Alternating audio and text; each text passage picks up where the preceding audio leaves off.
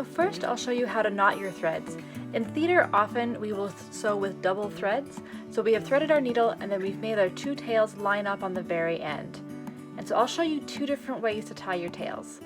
One way is very similar to as if you're doing a balloon, where you're going to make a loop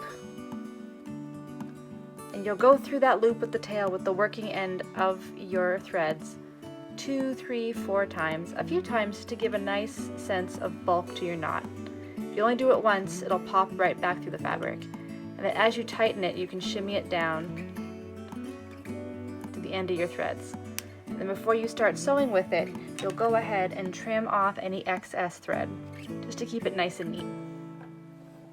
Another way is faster, but a little bit harder to do dexterously. And so I'm going to run my thread down through my thumb and my first finger, catching the edge of the thread, the very, very end. And then I'll wrap the thread around, so now I'm holding the loop and the end of the threads between my first finger and my thumb.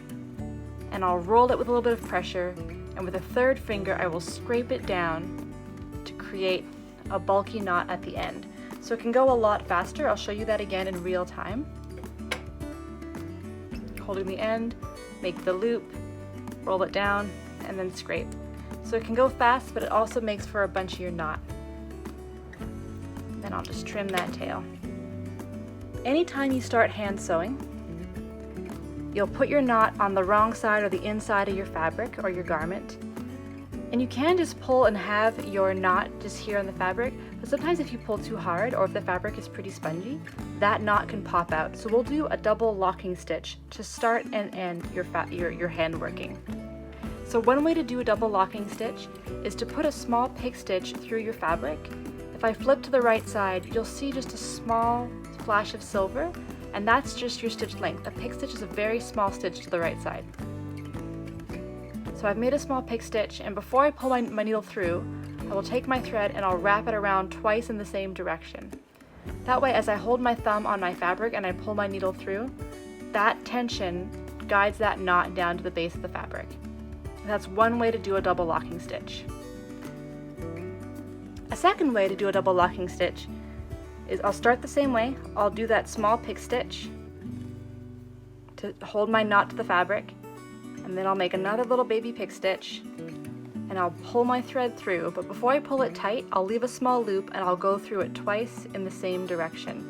So it's the same action as the first version, but you can see your work a little bit more. And then I can tighten down, and that's how you can start your double locking stitch. And on the right side or outside, you have just a small little scar of a stitch. So we'll start our hand stitching with a basic running stitch. The running stitch is the basis for a lot of the other work that you'll be doing, and it's about practicing even and straight stitches. So I've prepped this piece of fabric, this piece of muslin, which is a straight ruled line that we're going to follow. And I have my needle knotted with my double threads together. So we're going to treat this as the wrong side or the inside of our garment. So I'll hide the knot on the wrong side. And even though my thread is knotted, I am going to do a double locking stitch just to start. So I've taken a small pig stitch to the outside. It's barely a stitch, only through a thread or two. And then I'll take one more stitch, again a small amount of thread. If I flip my fabric, you can just see that flash of silver, and that's how much my thread will take up once I pull this needle through. And then you can take your thread and wrap it twice and pull your needle to really solidify that starting knot, because it can be really sad to get your work started, but to have your knot pop through the fabric. So with the running stitch, I'm going to practice 1/4 inch incrementations just to work my way down that line. So I'll go in to the line, and then I'll bend my fabric around my needle and come back a 1/4 inch later.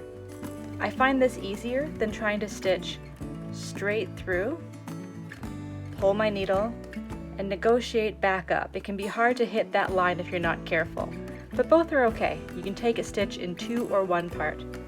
But this one part where I'm going a 1/4 inch away, and then I fold my fabric a little bit around my finger, and I can come back through with that same stitch a 1/4 inch. And you're just going to work your way down the line. This is about following a line straightly but also making sure that you don't start to vary your stitch length. It can be really tempting that as you get along your stitch line, you either start to sprint to the end and get a lot bigger, or you start to micro stitch. And the important thing to learn with the running stitch is just to make sure that you're keeping it nice and even and consistent all the way down.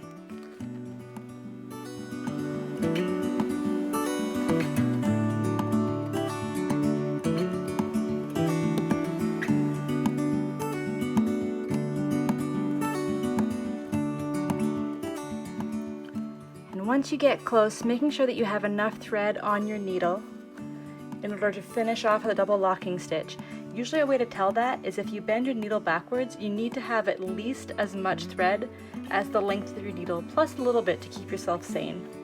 So I'll take one more stitch,